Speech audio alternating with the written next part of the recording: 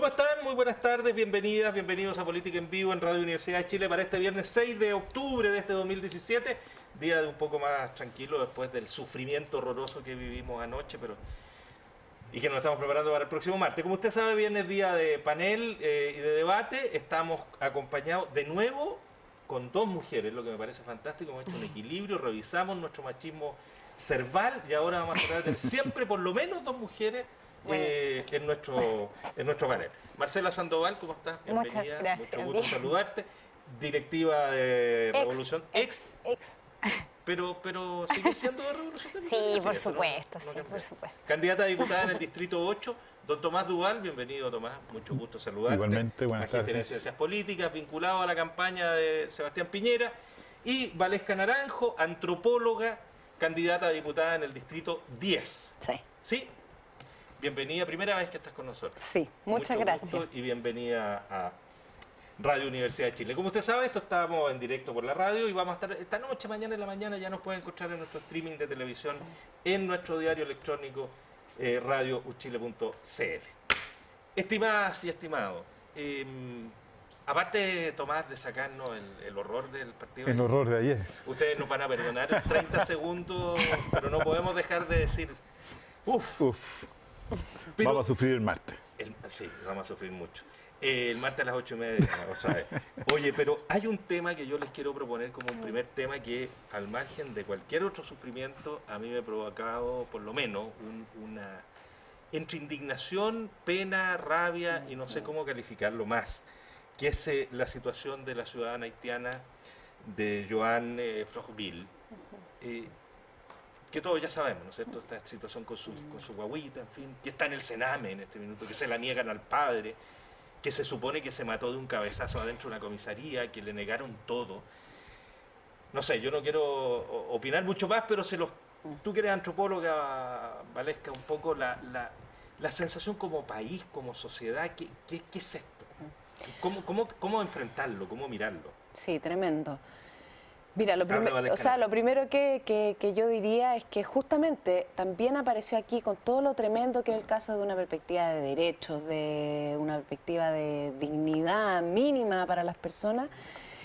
Aquí también apareció una brecha cultural importante que redundó en una muy mala consecuencia a propósito de que los haitianos en general, al dejar el acto que ella hace, que es dejarlo encargado con un guardia, la significancia cultural que tiene para ellos es: lo dejo con la persona de máxima responsabilidad del lugar. O sea, en ese gesto está todo el cuidado y la preocupación de ella con el menor, que culturalmente se interpreta desde como actúa, digamos, el guardia y la gente de la institución donde ella estaba, todo lo contrario, como que ella estaba abandonando al niño. O sea, ahí hay un tema de brecha cultural y del significado de un acto respecto de otro, ya que es una explicación menor, si uno quiere, pero que al mismo tiempo igual nos señala lo importante que es, a propósito de la migración, cómo generamos no solo un marco legal, que es lo que está hoy día en discusión a propósito de la propuesta de la reforma o actualizar la ley de migración,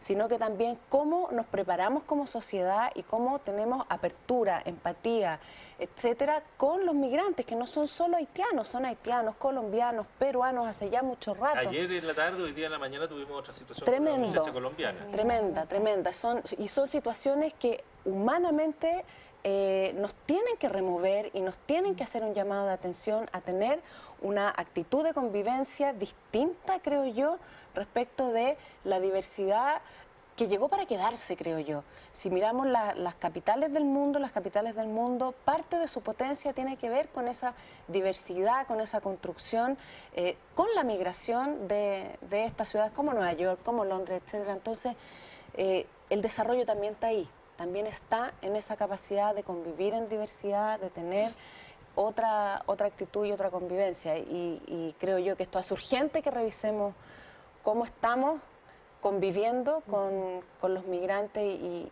sobre todo tener una perspectiva de derechos humanos, creo yo, respecto de la migración. Tomás Duval. Sí, la verdad es que concuerdo con lo que estás diciendo. Yo creo que no tenemos cultura de inmigrantes.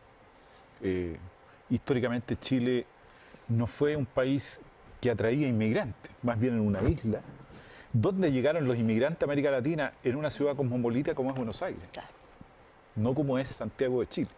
Por lo tanto, llevamos mucho tiempo, muchos años, y los migrantes que llegaron, digamos, llegaron al sur o a ciertas localidades, pero apartadas, y ahí porque casi no habían habitantes, estoy hablando del siglo XIX, digamos. Y por lo tanto, claro, unos en Antofagasta, otros en Magallanes, croatas, etcétera.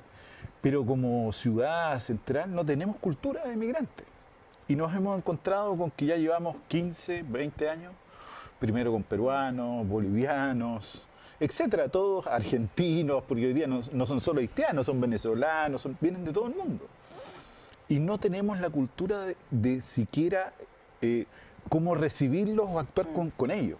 ¿Por qué? Porque ellos tienen distintas visiones, muy diferentes a las nuestras, y nuestro sistema no está adaptado para ellos. Entonces, tenemos una doble tarea. Vienen llegando, pero no sabemos cómo acogerlo, a pesar que la canción de Chito Faró dice efectivamente que una de las más en Chile, demagógicas y mentirosas que se han escrito jamás en la historia del folclore cómo se mundial. recibe el forastero, ¿no? Sí, claro, como quieren en Chile al amigo cuando fue Exactamente. pero A lo mejor es querer, pero ahí tenemos un problema de que no sabemos cómo tratarlo, y nuestros servicios básicos. No sabemos querer bien. Claro, y nuestros servicios básicos apenas atienden a los ciudadanos chilenos frente a los extranjeros, no tienen esa cultura. Claro, hoy día yo pensaría incluso más allá, tú dices muy bien guardia, pero pensemos una enfermera se encuentra con una persona, digamos haitiana, no va a entender nada de lo que hace. Y ese es un problema cultural muy fuerte. Pero no hay algo también, perdón, y te cedo la palabra inmediatamente, Marcela, de racismo y clasismo tan potente en nuestra sociedad. Pero yo te aseguro que, no puedo asegurarlo, creo que si una persona pobre, chilena, hace algo parecido, sus consecuencias son parecidas. Sí, yo iba a apuntar un poco en esa línea, porque claro, la recepción que Chile tiene a determinados migrantes, a determinada población migrante, por ejemplo, cuando hubo como un flujo de migración argentina más potente hace un par de años, la recepción no es igual. Entonces también hay una mirada, también como hay un estereotipo del migrante y hay un rechazo, o sea, la mirada que hay respecto a la población peruana, boliviana, ecuatoriana, más andina, y que tiene que ver también incluso digamos, respecto a nuestros propios compatriotas que viven en el norte. Hay una mirada muy centralista en el chileno y que precisamente tiene una resistencia a la diversidad, y eso se da, digamos, transversalmente en todo grupo social. Entonces ahí hay un tema, y evidentemente también yo creo que las instituciones no están preparadas para recibir a la población migrante, esto se ha demostrado. Primero partí por la barrera idiomática en el caso de los haitianos, pero hay barreras culturales que también, o sea, claro, se presta atención en salud, se presta atención educacional. Yo lo he visto en mi distrito, tengo comunas como Quilicura, como Estación Central, donde la población migrante es cuantiosa. Sin embargo, tú ves el tema habitacional. O sea, han habido varios reportajes en que han denunciado el acceso a la vivienda, o sea, se les arrienda en condiciones abusivas, digamos, en lugares en que no están habilitados para ello. Entonces también hay un abuso respecto también de la comunidad chilena, porque no estamos conscientes de que tenemos que ser una comunidad respetuosa de quienes llegan, y también no estamos aceptando una realidad que ya se está instalando. O sea, no podemos desconocer que ya somos un país que al recibir una población extranjera, migrante, ya es parte del país, y el país tiene que ofrecer ciertas condiciones. Entonces, como ciudadanía, yo creo que ahí falta harto como a nivel de formación ciudadana, y evidentemente coincido ahí con Valesca, como en el tema de educación en derechos humanos, una educación más respetuosa en esos términos, porque en definitiva siempre a los niños quizás son más empáticos con estas realidades, porque uno ve en algunos colegios, comunidades, el otro día me tocó ir a Quilicura, una actividad de colegios municipales, y está muy integrado lo que es, por ejemplo, folclore latinoamericano, y había niñas y niñas haitianos bailando, digamos, ritmo afro, y también bailando ritmos chilenos, o sea, folclore chileno. Entonces, claro, ahí hay una mayor aceptación entre los niños y las niñas, pero a nivel ya de población más adulta hay una resistencia de clase que es evidente. Pero, fíjate que, para poner un punto sobre este tema también, si alguien hubiera pedido que a un guionista hiciera un guión brutal, y horrible para demostrar esta precariedad en el trato a los inmigrantes en Chile. Uno diría se le pasó la mano en la imaginación. Lo que ya sabemos, dejó a este niño encargado al guardia, en el sentido que tú lo describías, Valesca, de la autoridad que ella ve ahí. Luego es detenida cuando vuelve, después de haber sido asaltada. O sea, la mujer es asaltada, entrega a su mamá para recuperar sus papeles. La detienen, la llevan a una comisaría. Alguien tendrá que explicar cómo muere a cabezazo de una paro, y después tiene un coma hepático. Yo no, de medicina entiendo bien poco, pero entre pegarse cabezazo y tener un coma hepático me parece que hay una distancia más o menos rara. Y luego esa pobre guagua está en manos de una aldea del Sename y el padre no la puede recuperar. Yo no sé, es que no es solo el tema de no entender esa cultura, es una falla, es el Estado chileno, es la población chilena, es todo de una manera tan brutal. Sí, yo no esperaría que a lo menos se corrija esa situación a la brevedad, en el entendido de que además, como tú dices, la seguidilla de errores, equivocaciones, reparen en algo devolviéndole el niño al padre, y que ahí al menos esa familia vuelva a reunirse, se restituya algo en el horror que debe ser la muerte de esta madre y pareja, de como el drama familiar que hay, ¿no? Es brutal, es brutal. Sí, pero nuevamente nos encontramos con el Estado, digamos, el Estado incapaz, pues se la dejan en el Sename. Ya sabemos lo que es el Sename. O sea, el Sename tampoco es la mejor institución para esos casos. Entonces tenemos un problema, yo creo que profundo ahí. Profundo porque no sabemos tratar a los inmigrantes. Es cierto, los niños son siempre mucho más acogedores. ¿Ah? Pero va a costar tiempo eso, ¿sí? Mucho tiempo, y va a pasar ahí. Pero la gente adulta no tiene esa cultura, es muy distinta, ¿sí? Por eso que lo esperable es que el niño vuelva a la brevedad posible a reunirse con el padre y no quede en una institución así, porque el Estado tampoco está adecuado para aquello. No tiene esas capacidades, no tiene cómo insertarlo. Claro. Hoy día llega, entiendo, una población siria a Villa Alemana y a Macul. ¿sí? Y llegan importantes sirios. Parece que vienen es una migración bastante más acotada, con coordinación con los municipios. Con mucha coordinación. Lo mismo ocurrió con los palestinos cuando llegaron, entiendo, a una zona de la quinta región interior. No me acuerdo en este comuna. La Calera, por ahí llegaron, por ahí. Entonces hay que aprender también de esos procesos, creo yo que es importante, porque ahí van a haber experiencias que son muy importantes, no solamente para el país, sino que para los propios municipios, las comunidades que reciben a estos inmigrantes. Claro, es que ahí habría que hacer la distinción, que las condiciones que llegan unos y otros, que en el caso de los migrantes sirios hay una especie de asilo, de recibimiento a una población que está en riesgo, que es un poco lo que pasa con los palestinos. Incluso uno pudiera decir que alguna porción de la comunidad judía también puede haber llegado en esas condiciones.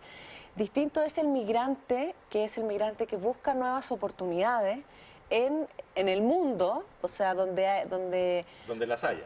Exactamente. No es evidente, si yo estoy diciendo que ahí van a haber capacidades mucho mejor que en otros lugares. Claro, y que ahí efectivamente es mucho más difícil que tú coordines a las instituciones, pero sí tienes que desde el Estado generar una respuesta mucho más eficiente y eficaz en un país que efectivamente no tiene muchas cosas resueltas para sus propios ciudadanos. Entonces, un poco lo que señalaba Marcela, acá el tema de la discriminación, las desigualdades en las que vive el país, efectivamente cuando llega un migrante aparecen de manera mucho más aguda. Y donde hay si tú quieres, una doble discriminación a propósito de, está por este lado el abuso que señalaba Marcela y cómo personas inescrupulosas abusan y además hacen vivir en condiciones muy indignas, hacinados a no solo haitianos, peruanos, colombianos, hemos sabido de todas las nacionalidades, pero además al revés, digamos, también está el otro caso. Y que está bien que en una perspectiva de derecho y dada nuestra regulación de migración, hay muchos extranjeros que ya después de los 5 años adquieren ciudadanía y derechos respecto del país y, por ejemplo, acceden a subsidios, a la vivienda, a una serie de derechos que creo que está siendo muy complejo. Yo, ahora que estoy recorriendo comunas que también como la que tú señalas, Quilicura, que tiene mucha población migrante, Santiago también tiene mucha. La Granja hoy día también está abultándose. Ustedes dos van a nombrar todas las comunas cada vez que puedan, está bien. No, pero es que es un fenómeno pero real. es real. Yo Tú lo tienes, sé, yo lo sobre sé. todo, No nombren a San Ramón, por favor. sobre eso todo déjenlo de lado. en los bordes de la ciudad, porque en los bordes de la ciudad la vivienda es más barata. Y tú tienes muchos reclamos de chilenos que dicen, bueno, la matrícula del jardín está completa con hijos de extranjeras, la matrícula del colegio, sí. el consultorio, y nosotros tenemos listas de espera. Entonces, cuesta comprender cómo los ciudadanos que vienen y además comprender, empatizar y tener una mirada efectivamente en perspectiva de derechos de esos migrantes a que tienen igual derechos cuando han cumplido una cantidad de años que la ciudadanía chilena. Entonces, ahí hay un tema que tiene muchas capas. Sí. Yo solo ahí haría una aclaración, una precisión.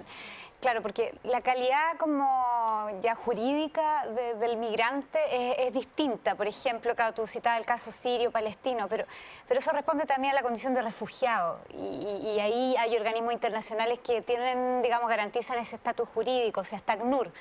Entonces, pero hay una población migrante que, como decía Valesca, llega más bien solicitando, digamos, ingreso al país por razones económicas, pero no por razones políticas. O sea, ahí el país abre las puertas, pero no hay una protección, no hay un estatuto de protección necesariamente.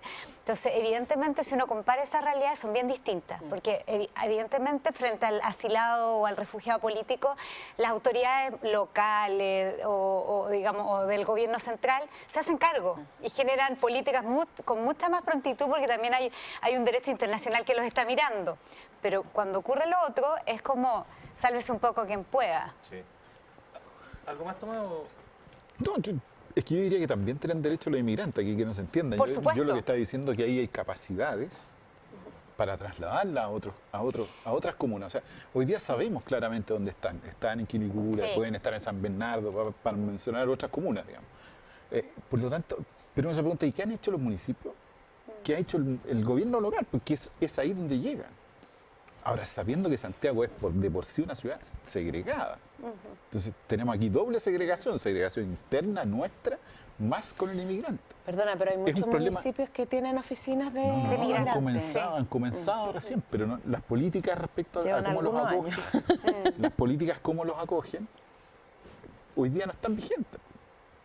Ese No, es el claro, problema, la porque regulación mayor sí, y ahora ese es hace su un problema. mes Si ya son no. ciudadanos tienen sus derechos, pero tampoco No, hay sí, ley es de efectivo. inmigración, tampoco, ¿te fijas? Entonces ahí tenemos un tema que tenemos que resolverlo Sí, y sin rápidamente. duda.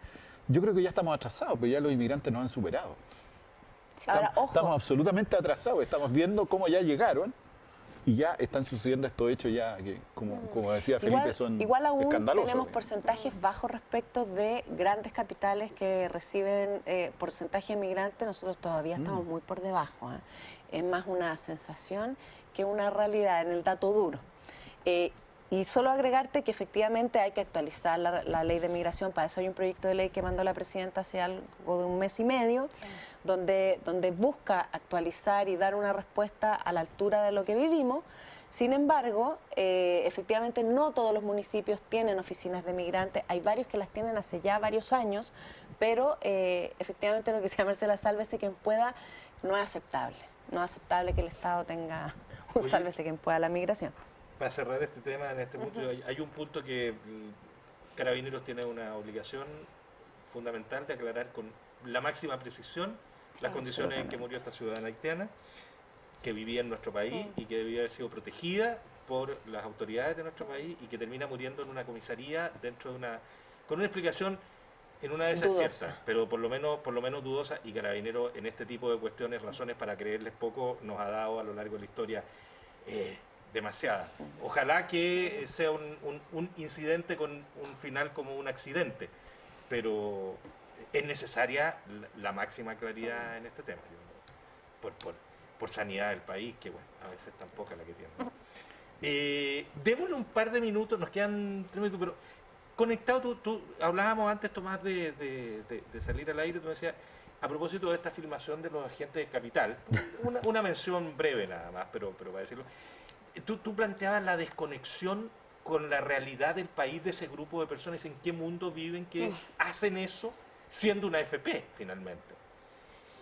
Ese es el problema mayor. Yo, independiente de que critico la fiesta y todo, el error, no sé si es error, es un horror, digamos, haberla hecho, digamos. pero refleja una cierta desconexión de ciertos grupos con el país. Lo mismo con unos señores que se fueron en unos aviones al desierto florido y aterrizaron, hicieron un asado y después se vinieron de vuelta sobre el desierto, digamos. Eso refleja desconexión de ciertos grupos respecto de la realidad. Y esa desconexión es preocupante porque estamos en una sociedad. Y cuando se producen esas desconexiones, cuando hablamos de desconexión en la política, bueno, también hay desconexión.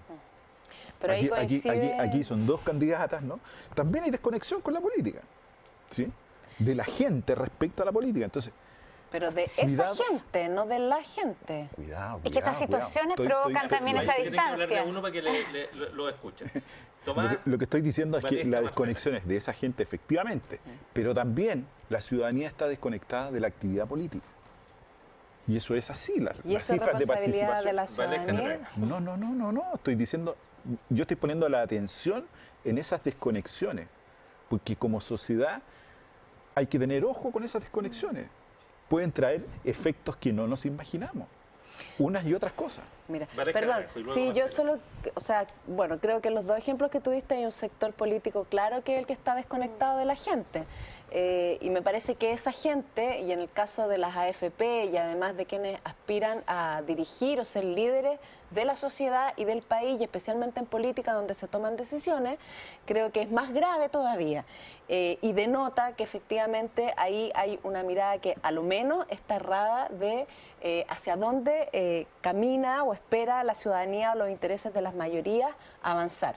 Yo creo que lo de AFP Capital es tremendo, es indignante, simbólicamente indignante, pero además también refleja que si esta es una empresa que tiene utilidades para darse ese tipo de vacaciones, algo está mal. Y algo está mal. Yo hoy día vengo a un desayuno con adultos mayores donde me mencionaron el caso. Y una señora que debe haber tenido 80 años me dice que la guinda de la torta respecto de las injusticias y la desigualdad es la noticia de estos señores en el Caribe. Entonces, yo digo, ¿esa señora está desconectada? Yo creo que no solo no está desconectada, creo que está súper consciente de cómo es no solo desigual, sino que ella junta que además recibe una pensión básica de menos del sueldo mínimo, o sea, perdón, creo que la indignación con toda razón llega a niveles donde ojalá sí, y yo espero y ahí sí comparto, en que la ciudadanía se conecte y sea muy consciente de qué va a elegir en las elecciones de este noviembre a propósito de qué proyecto de país queremos y quienes promueven un proyecto y quienes promueven otro proyecto. Marcela Sandoval. A ver, muy breve. O sea, yo creo que esto contrasta evidentemente con las mismas necesidades de la gente que ha demostrado en el plebiscito de No Más FP la voluntad mayoritaria, digamos, de casi 1 millón de personas que se manifestaron y dijeron no queremos este sistema, digamos. Y esto, justamente, gente que representa ese mundo, un modelo determinado, no solo es desconexión, sino también una falta de respeto frente a una población, una gran mayoría de la población chilena que recibe pensiones que son paupérrimas, indignas y poco justas respecto a sus trayectorias de vida y laboral. Entonces, yo creo que ahí hay una señal equívoca que evidentemente tiene que ver con la visión de país que queremos construir. Vamos a hacer una pausa en Política en Vivo y ya seguimos conversando con Valesca Naranjo, Tomás Duval y Marcela Sandoval. Vamos y volvemos.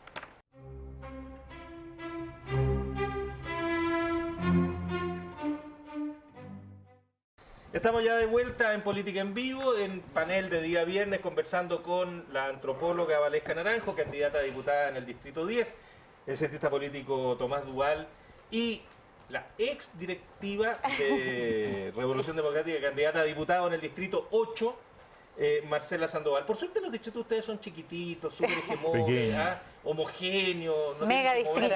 Marcela la tiene mucho más dura que yo. Sí, lo tuyo va desde Chañaral hasta la Isla Grande de Chiloé, ¿no?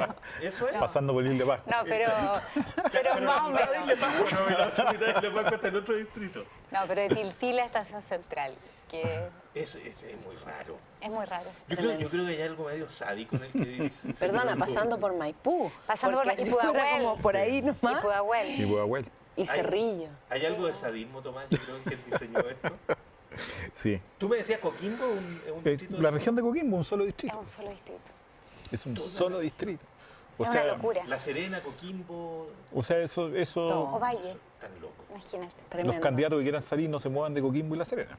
No conozcan Andacollo, no vayan a Salamanca, con el perdón de los que viven en Salamanca. Bueno, eso es lo perverso de esta conformación, porque Sandoval. hay concentración de votos. O sea, de hecho, mi distrito está compuesto por 8 comunas y el potencial de votos se concentra en 3 o 4. Y por lo tanto van ahí preferencialmente. Y eso es complejo, porque de alguna manera incide en que haya un descuido respecto a las otras comunas. Yo, en cambio, en el 10 tengo que ir a mis 6 comunas permanentemente, así es que me paseo bastante. Ahora, mi ventaja es que mis 6 comunas están al centro de la ciudad. Sí.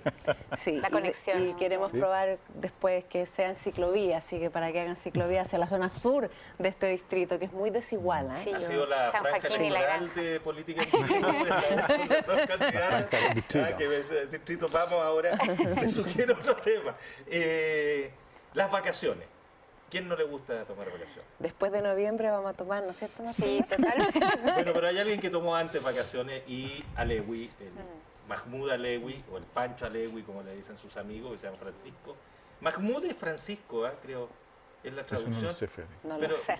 bueno, el hombre fuerte, parte del círculo más de hierro, de platino, de Michelle Bachelet, etcétera, que ha estado desde el primer día en el puesto más clave, dicen algunos, de la moneda, que es la Subsecretaría de Interior, donde realmente se manejan los hilos más importantes. Y hoy día lo tenemos de vacaciones en algún lugar del país, entiendo. En Cancún. En Cancún, claro, invitado por Carlos. Generando lo que podríamos llamar, Tomás, una crisis en el gobierno o un episodio más bien en el gobierno. Yo creo que una crisis política del gobierno, una más del gobierno sobre el final de su mandato. Que los presidentes pueden cambiar de opinión, pero de manera tan radical y drástica como esta, porque las señales que dio Alewi, estamos hablando del tema de la Araucanía, digamos, ¿sí? Las señales que dio Alewi era básicamente Carabineros haga operaciones de inteligencia, entrega a la Fiscalía, y después viaja a Argentina, y en Argentina le tienen un regalo maravilloso, le dicen se trasladan armas desde Argentina a Chile. Es decir, reforzando una tesis desde la aplicación de la ley antiterrorista, ¿sí? Cosa que la decisión la tomó el gobierno, ¿sí?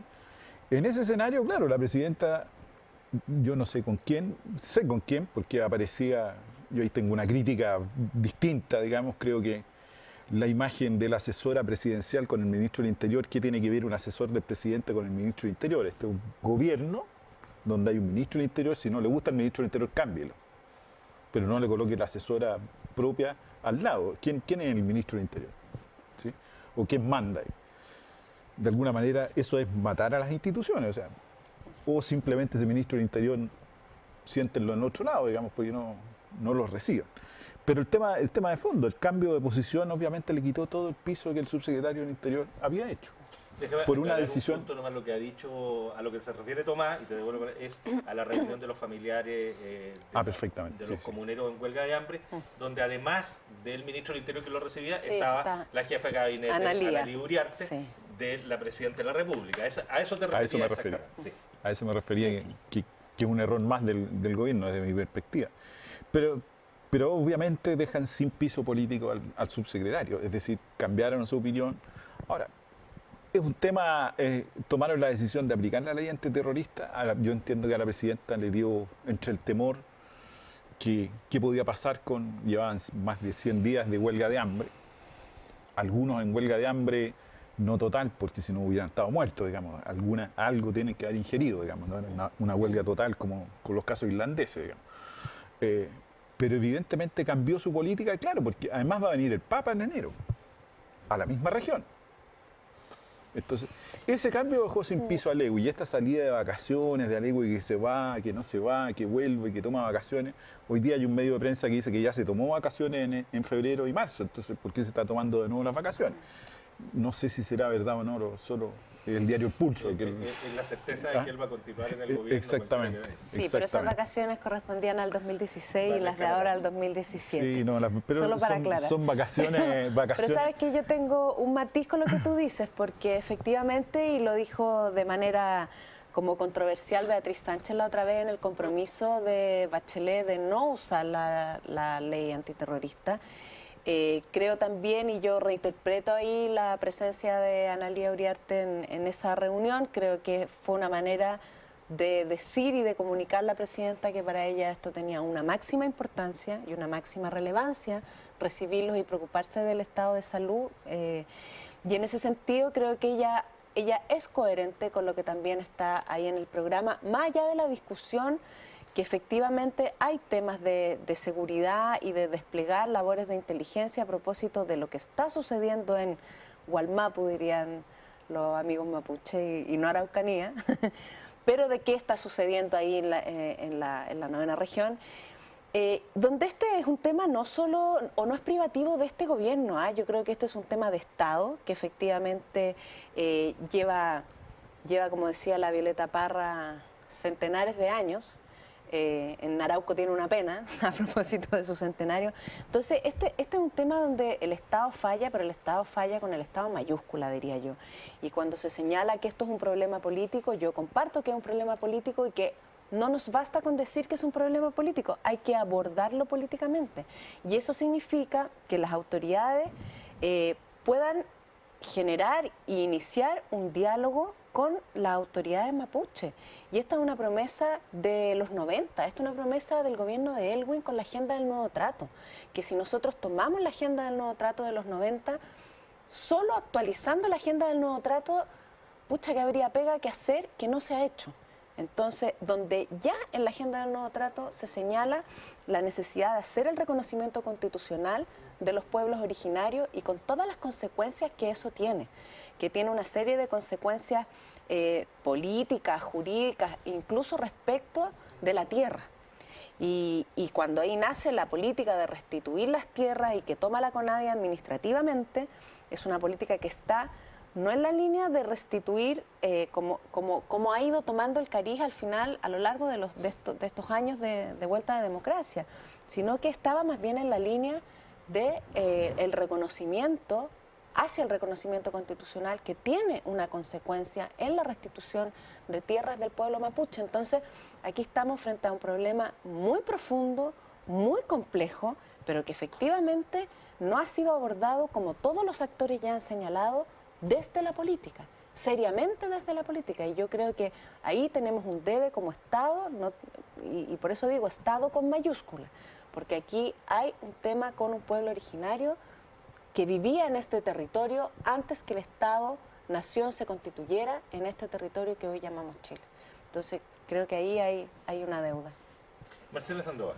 Sí, a ver, es un tema, por cierto, muy complejo que uno no lo podría, digamos, abordar desde una sola perspectiva. Tiene varias aristas, más allá del episodio puntual de las vacaciones de Alewi. ¿A esta altura Alewi da lo mismo lo que estamos conversando? ¿Vuelvo o no vuelvo? Porque evidentemente es un déficit de Estado en esto, y en eso comparto totalmente. De hecho, recomendaciones internacionales de organismos internacionales en este tema de derechos humanos le han dicho al Estado de Chile durante ya décadas de que la ley antiterrorista no resuelve el problema, la aplicación de la ley antiterrorista no resuelve el problema. Acá hay un problema que involucra a distintas instituciones. Por ejemplo, la ineficacia de las policías en esto. Ahí habría que preguntarse, ¿están suficientemente preparadas para enfrentar el problema? Efectivamente han habido focos, digamos, delictuales, focos que también pueden ser categorizados de episodios de alta violencia y que claramente criminalizan, pero criminalizan también a una población entera y no se aísla ese foco ni se hace una investigación suficiente. Hay una mala aplicación de medidas cautelares, prisión preventiva, que por 8 o 10 meses luego un comunero está sometido a una prisión preventiva y luego se resuelve el caso y dicen, no, la verdad es que no estaba involucrado en nada. Entonces, ahí falla también el sistema judicial. ¿Qué pasa también con las autoridades locales, el gobierno regional que está involucrado? O sea, uno va a algunas comunas de la zona del Gualmapu, mal llamado zona de la Araucanía, Y efectivamente uno se encuentra ahí con problemas de derechos humanos graves. O sea, efectivamente hay niños que tienen que permanentemente, se aplica en las escuelas de algunas zonas rurales de ahí, se aplica permanentemente operaciones de emergencia porque hay baleo, hay episodios de violencia que arriesgan sus vidas. Y ahí hay un rol también de los medios de comunicación. Porque cuando sale, digamos, en las noticias este tema, sale cuando hay un episodio de incendio de camiones, donde ha habido ataques a una vivienda determinada, pero estos otros episodios prácticamente no son noticias y pasan, digamos, por la esfera de los medios más informales o digitales, en fin. Entonces yo creo que ahí se va construyendo una visión también, una visión de lo que sucede, y que la verdad es que ahí lo que uno pudiera ver es que ha habido mal manejo, no solo de este gobierno. Yo en eso soy bien responsable. Es un manejo que efectivamente es del Estado. Hay un déficit que es no de ahora, sino que viene de décadas, y que nadie lo ha sabido enfrentar con la debida diligencia. Aquí hay fallas en el debido proceso, y entonces creo que ahí, si esto no se transforma como en un nuevo trato respecto como a los pueblos indígenas, creo que esto va a ir en escala.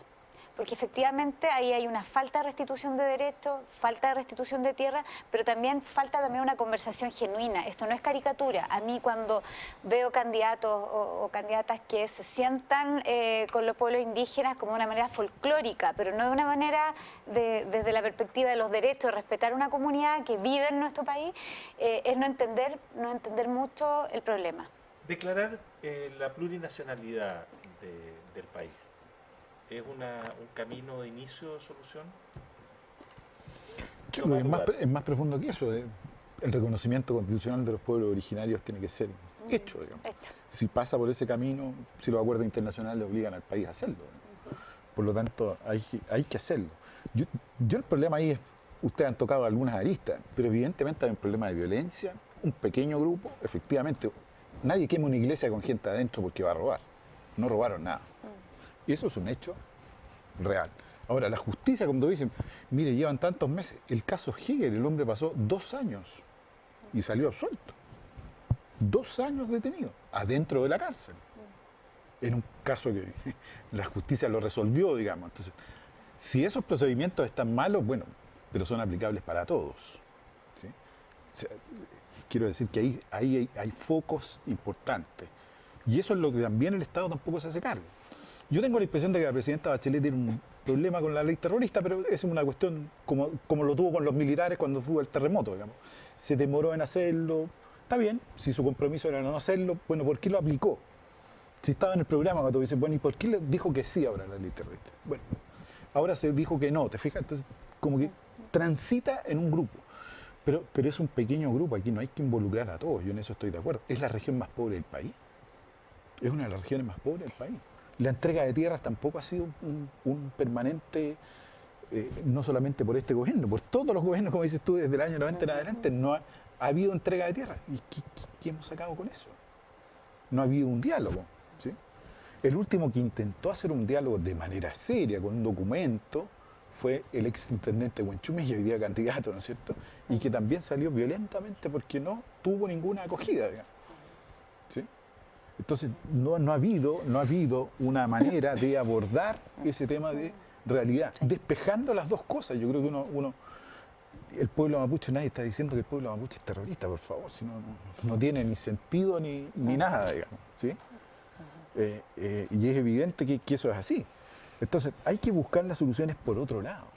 Y ha faltado diálogo, ha faltado capacidad del Estado, de todos los gobiernos del Estado, cómo abordar esta situación. Sí, igual. Porque hoy día es el pueblo mapuche, pero voy a colocar un tema similar, digamos. Después de Cataluña, los pascuenses ya van camino, ¿sí? A hacer su propio referéndum, Isla de Pascua, ¿sí? Y va a ir a la Corte Internacional de Derechos Humanos, etc. ¿Te fijas? Entonces van apareciendo distintas cosas porque no nos hemos hecho cargo de esa situación. En cambio, sí, doy ejemplos muy importantes, en el norte, ciertas comunidades les han otorgado derechos, protegen sus lagunas, ellos mismos las administran. Es decir, ha habido una mayor integración. Ahí hay un ejemplo importante de cómo se han ido integrando ellos respecto de su territorio, haciéndose cargo de su territorio, de su cultura, sin estar fuera del país. Creo que ahí hay un punto donde avanzar. Son muy distintas las culturas de un lado y otro. Sí, yo lo miraría para tomar desde el norte como en otra perspectiva. Ha habido una manera de ejercer o hacer valer derechos en el caso del norte, a lo mejor con menos temor, porque cuando tú dices reconocimiento constitucional a los pueblos originarios, efectivamente eso tiene consecuencias sobre la tierra. Sabemos que es la región más pobre del país, pero cuando tú vas a las cifras macroeconómicas, esa es una región que genera riqueza con las forestales que están allá. Cuando tú hablas de restitución, porque acá se ha hecho restitución de tierras poco productivas, que es parte de los reclamos que hay allí, pero además una restitución que no ha sido una restitución política, sino que ha sido una restitución que ha ido en la línea de compensar la situación como de pobreza, más tu origen étnico en este caso. Entonces es una regulación que no está en línea con lo que se señala en lo que significa para el reconocimiento constitucional de los pueblos, como lo señala el convenio ratificado por Chile, el 169 de la OIT, donde tú generas una apertura a la autodeterminación que es política, pero que también es económica y tiene que ver con los ciclos de economía definidos autónomamente. Que en los casos, por ejemplo, australianos o canadienses, donde esas tierras de una manera muy similar estaban asociadas a explotación minera, en este caso, en el caso de Australia y de Canadá, lo que tú tienes ahí son sociedades de las comunidades indígenas con las empresas posibilitadas por el Estado, con un acuerdo, con un gran acuerdo entre esas comunidades para el beneficio económico en lo que es la explotación del territorio. Acá hay piso para que las forestales generen una apertura a ser socias de las comunidades mapuche a propósito del reconocimiento del derecho original sobre esos territorios y sobre esa base generar un nuevo trato con todas las consecuencias que eso significa en el reconocimiento constitucional. Yo creo que ahí están los intereses de los que acá cuesta hablar y que cuando te señala distintos líderes mapuche que igual están los carabineros, igual hay militares en la zona resguardando las forestales que son privadas, no son empresas públicas. Entonces estamos frente a un problema mayor que expresa parte de los problemas de desigualdad en Chile. Querido Tomás, nos quedan 3 minutos y se los quiero repartir uno para cada uno con la máxima libertad, porque aquí somos igualitarios, libertarios y colocolinos. No, hable por usted. Sí. Marcela, no me digo yo. No, yo quisiera retomar el punto, sobre todo, porque claro, este es un país de contraste, pero tiene similitudes, porque cuando uno ve también los pueblos indígenas del norte, también ha habido una cultura de sometimiento respecto a la relación que hay con las empresas mineras, por ejemplo. Ahí hay un tema también que es claro en la ley ambiental. O sea, los proyectos que se someten a sistemas de evaluación de impacto ambiental, la consulta no necesariamente es tan informada, sino más bien es una consulta que si bien es vinculante de estos proyectos productivos, termina de alguna manera sometiendo a las comunidades a reglas que no necesariamente son las que van a ser respetuosas de su tipo de convivencia. Y en el caso del sur, las hidroeléctricas y las forestales efectivamente generan una riqueza bastante importante para el país y sin embargo eso no es reflejo de cómo vive, digamos, el pueblo mapuche, ni también la gente que vive en zonas rurales y que no necesariamente es mapuche en esa zona. Entonces, yo diría que, claro, el país requiere un nuevo trato en este tema y sentar a los actores, pero con un diálogo genuino, respetuoso y que efectivamente se haga, digamos, eco de lo que ha dicho el derecho internacional de los derechos humanos y que de alguna manera lo ha puesto en alerta al Estado de Chile en varias ocasiones. Don Tomás Duval, su minuto. Puede ser de cualquier tema, no de este en particular. Sí, dos temas muy puntuales. Uno, no dejar pasar que es el aniversario de Violeta Parra. Me parece un punto importante y esta radio ha estado en ese escenario. Creo que nos ha faltado, no es solamente la semana, de los 100 años no hemos planificado el año, nos falta ese aspecto cultural en este país que es tan importante, Sí, más allá totalmente. de reconocer esas trayectorias. Creo que no es solamente la semana ni los días. Sí felicito a los que lo hicieron en esta semana, pero creo que debiéramos haber planificado un año para haber homenajeado, como es de acuerdo Es verdad. a la cultura. Y lo segundo, un tema, ya que aquí tengo dos candidatas. Mi impresión es que el cambio a las leyes políticas electorales ha sido muy perjudicial desde el punto de vista de publicidad, propaganda, financiero, etc. Y vamos a ver sus consecuencias. Hoy día ustedes están en grandes distritos, tienen como 80 candidatos. ¿Sí? Son de 80 candidatos más o menos cada uno. Entonces, No, exageraste en mi caso. 48. sí, Sí, 48. 45, ¿va? 60 Pero- candidatos en cada distrito. ¿Cuántos conocerá la gente? Les va a ser difícil. Estamos a 40 días. Sí, es muy No difícil. queda nada. Yo solo animo a ustedes dos que están en la batalla. Un minuto, Valesca. Sí, son tantos temas, pero me sumo al reconocimiento a Violeta. Debió haber sido una fiesta nacional de mucho más envergadura. A lo mejor ha sido muy tímida todo lo que teníamos que celebrarla, y me acordé de Arauco tiene una pena, pudiéndola remediar, Sí, claro. nadie lo ha hecho, ¿no? Para cerrar el tema anterior, y hay que hacerlo, me parece urgente. Y respecto de las elecciones, mira, yo creo que hay varias cosas positivas. 40% de la ley de cuotas permite a alguien como yo, que no viene de los partidos, sino que es independiente, postular al Parlamento, y eso creo que es positivo. Vamos a probar cuántas mujeres por fin llegan al Parlamento. Estamos muy no representadas, somos solo un 15,8% en el Parlamento, siendo el 52% de la población y el 48% de las jefaturas de hogares. Entonces tenemos mucha pega ahí que hacer para que las mujeres ocupen más espacio de poder, y eso me parece interesante, junto con que vamos a aprobar este nuevo sistema proporcional que esperamos sea más justo respecto de a quienes se representan en el Parlamento. Y yo quiero saludar a mi distrito 10, a las comunas de Santiago, Ñuñoa, Providencia, San Joaquín, La Granja y Macul, que estamos recorriéndola por completo. Como era un minuto libre, me lo tomo. No me censure. Vamos a trabajar ahí Pero por... dos franjas electorales en el mismo Dos. Valesca Naranjo, 1.000.000 de gracias. Muchas gracias a Tomás ustedes. Duval, como siempre, 1.000.000 de gracias. Muchas Marcela gracias. Sandoval, Muchas gracias. muchas gracias por estos minutos que nos han dedicado. Nos vamos corriendo. Muchas gracias por la compañía. Que tengan un muy buen fin de semana. No podemos dejar de saludar a R2TV de Antofagasta, que tiene la gentileza de reproducir la red de cable de Antofagasta, de reproducir nuestros programas. Tania González estuvo en la producción periodística, Francisco Bea en la puesta al aire en la radio, el equipo de Streaming TV de Radio Universidad de Chile estuvo a cargo de la parte de televisión. Muchas gracias, buen fin de semana largo, y que el martes ganemos.